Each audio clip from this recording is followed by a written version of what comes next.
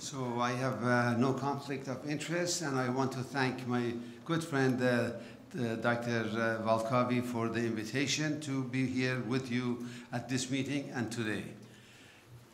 So here is our case, a 68-year-old patient who was recently and incidentally discovered, which is a common presentation, of a thyroid nodule. Thyroid ultrasound shows a 1.1 centimeter thyroid nodule, and FNA shows PTC. So for you, the choices are A, immediate surgery, B, active surveillance, or C, RFA, which is the main topic of this conference. Any of the above or none of the above. If you choose none of the above, you're at the wrong meeting. If you choose D, that would be the correct answer. Okay, so what is the problem? The problem is this, that thyroid cancer is the third most common cancer in men and the second most common cancer in women. This is the problem. And the problem is because of an increasing incidence, diagnosis, and hence management. This is the rising prevalence or incidence of thyroid cancer in the past several decades. So what do we know about this? Number one is that this is mainly due to screening programs that have been established in your community, in our area, and elsewhere in the world. That it is mostly diagnosis of small papillary microcarcinoma. That increased incidence is associated with stable mortality. And that genetic testing suggests that perhaps this is more likely to be chemical exposure rather than radiation exposure. So these studies show that there is an increased tendency towards imaging in our practice. And increased imaging then results in increased invasive procedures and surgical treatments. And therefore, it seems that we are going from a lot of testing to more treatment. What have we learned from this is the following, that sometimes this approach has been beneficial, that repeated doses of radioiodine has seldom cured the patient from thyroid cancer. That most patients had persistent disease even after repeated neck dissections. No clear evidence of improved disease-free survival. Small incidence of clinically significant side effects appear when you follow these patients. And then obviously there is increased cost and anxiety because of repeated testing and the treatment. Papillary thyroid microcarcinoma, by definition, less than 1 centimeter in the thyroid, commonly discovered today incidentally by imaging, almost always asymptomatic. At this time, it looks like at least half of carcinomas that you see in your practice are papillary thyroid microcarcinomas. And the prevalence in the population is estimated to be anywhere from 2% to 30%, in the average 10%. Therefore, a few of us in this room probably have papillary microcarcinomas. Thankfully and hopefully, none of us have biologic disease, and it is not clinically relevant or apparent. So what is the standard therapy recommendation? Is that when you diagnose, you recommend lobectomy, and lobectomy for papillary microcarcinoma does not require additional treatments. Dr. Randolph, who is an expert ENT surgeon, likes lobectomy when he does not need to do central neck dissection, and he does not need to recommend follow-up radioiodine treatment or other aggressive procedures for this patient. Outcomes, excellent. In general, less than 5% recurrences, and disease-specific mortality is very, very low. And so why should we delay surgery for papillary thyroid microcarcinoma? Because mortality is very low. Few people die from this disease. That recurrence rates are very low, and therefore only 1% may have 1% recurrences if there are no nodes at diagnosis. Most reports suggest that delayed surgery has just as good an outcome as initial immediate surgical intervention. And in contrast to what is conventional wisdom, BRAF mutation does not give you additional information. So you can't plan on, do BRAF testing and plan your treatment based on that. And so this is data, and I don't have time to go through it, only to see that node involvement is anywhere to 10 to 30% in papillary thyroid microcarcinoma. That mortality is anywhere from 0 to 2 or 3%, usually less than 1%. So this is a relatively benign disease. Now, what is the solution? The solution is that even though we make a lot of diagnoses, try not to be aggressive with our treatment, non-operative treatments. And so what is active surveillance? Active surveillance means that you want to monitor closely, diagnose intrathyroidal PTC, and this presupposes two things. Number one is that treatment delay does not adversely impact outcome, and number two is that whenever you start and offer your treatment, that result will be just as good as in initial approach. So active surveillance is not deferred intervention. It is not watchful waiting. It is actively following a patient who has disease. And we have examples similar to this in other areas of medicine. So in general, we say that active surveillance is not for all physicians, not for all patients, and for not all papillary carcinomas.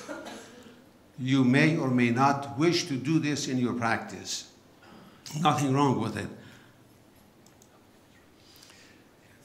25, 30 years ago, Japanese physicians at Kuma Clinic, a famous thyroid clinic in Japan, made this observation that patients with small papillary thyroid microcarcinomas can be observed. So they offered surgery, immediate surgery, and then they followed the large group of patients.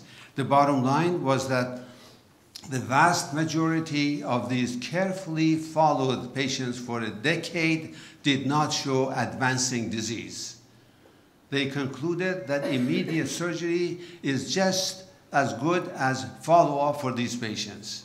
Some of these patients later on had intervention, and results were satisfactory and similar to those with immediate surgery. They made additional observations, same group, that age is a critical factor, that patients older than 60 years of age have less complications and less likely to get into advanced stage where surgery and intervention is necessary. So if anybody is older than 60, the chance for increased size of the tumor is 2%. And the chance for progression to clinical disease, mandating, requiring intervention is less than 2%. Numbers are convincing. So these are the results of the Japanese studies. Most low-risk papillary thyroid carcinomas remain dormant and stable. None of the patients showed distant metastasis or died of disease, No patient had distant metastasis or died of disease when surgery became necessary during the follow-up. Low-risk papillary carcinoma in the elderly is less likely to advance, as I illustrated in the last slide. And of course, cost of surveillance is less than intervention. Now, in the US, the Memorial Sloan Kettering people did a study, and results are similar. And because time is short, I have to move fast. So the results were similar. And in South Korea, similar studies. So when you compare results, you see that in all three areas, results are similar. And in fact, the US probably has even better results than in Japan.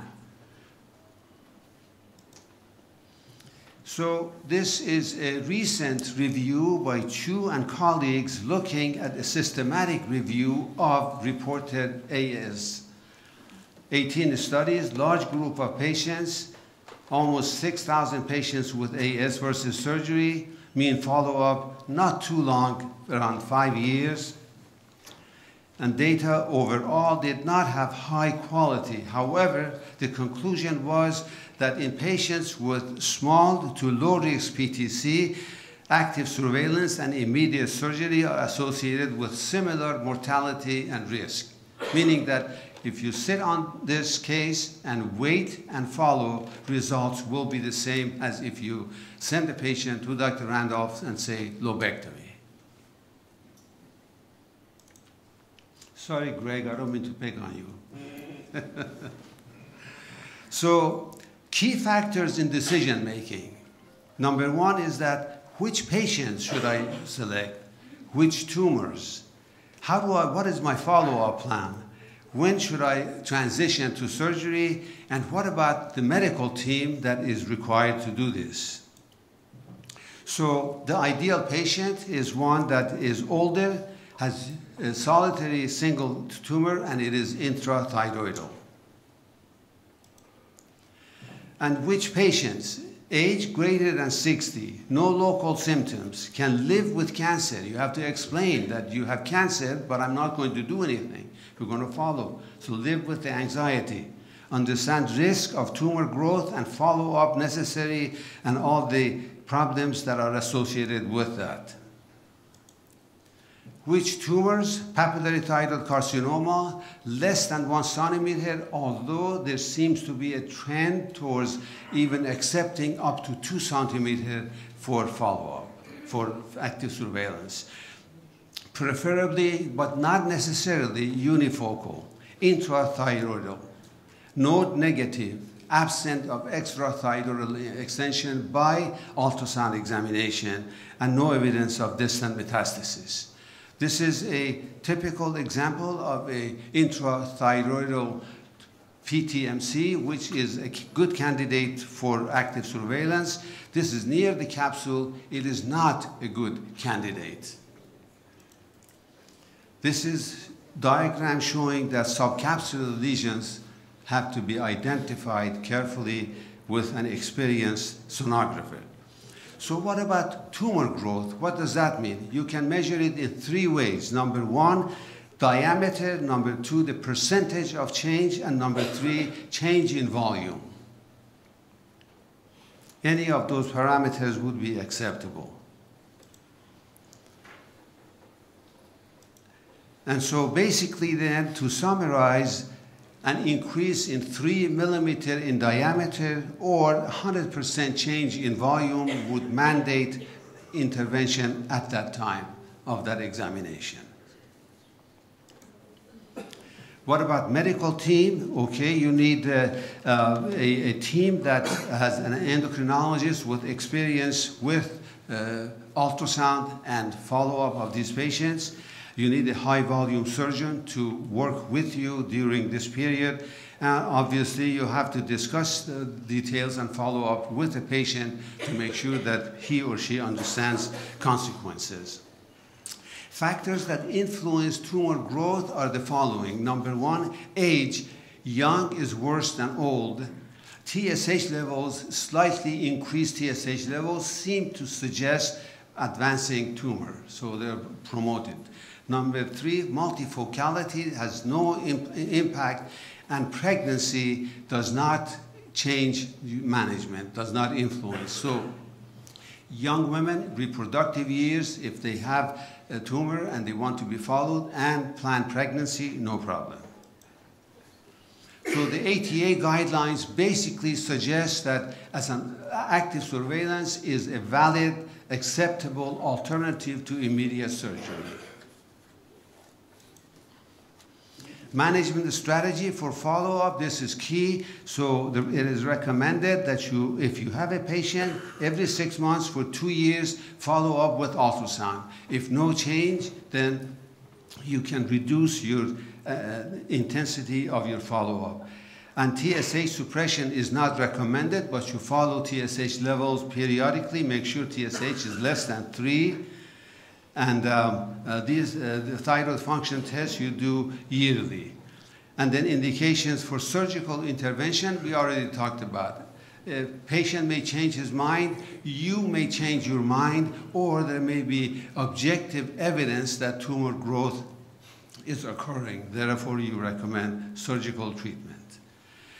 What about lobectomy as a procedure for papillary thyroid microcarcinoma? Cause-specific mortality is less than 1%. Therefore, lobectomy seems to be a sufficient treatment, adequate treatment for the vast majority of patients with papillary thyroid microcarcinoma. Complications are less than total thyroidectomy. And then survival and outcomes are not affected by doing more rather than less surgery. Now, there is a saying that high-volume surgeons can do lobectomy or total thyroidectomy, and complications are similar. This study suggests that even high-volume surgeons have more complications with total thyroidectomy. Sorry about this. You probably don't believe it, but this is the data. Lobectomy, therefore, is sufficient if tumor is small, especially papillary microcarcinoma, that it is unifocal, it is within the thyroid, there is no evidence of clinical node involvement, and there are no high-risk factors either by history, by exam, or by testing. And local treatment options other than lobectomy would be PEI or RFA, as we have learned from this meeting, laser therapy, or other modalities that have been discussed at this meeting. And so in conclusion, active surveillance seems to be safe and a reasonable treatment option for papillary thyroid microcarcinoma, by definition, less than 1 centimeter. And possibly even for tumors between 1 and 2 centimeters, although data for this are not yet convincing or widely available. Therefore, although we like to think that this is a doable thing, we are still on hold. Size and location of tumor is critical for selecting AS. Risks are very low for properly selected patients. Careful follow-up is required, and delayed surgery is quite effective when implemented, or as effective as initially planned. Always offer a patient a detailed explanation and pros and cons of AS. So you have to have time to explain to patient what you plan to do. When surgery is necessary, lobectomy is preferred for most small thyroid cancers. Total thyroidectomy, radioiodine treatment, and thyroxine suppressive therapy is not necessary for most cases. And partial thyroidectomy should also reduce risk of surgical complications. Therefore, if you offer surgery, it should be a safe treatment. So with that, I say grazie.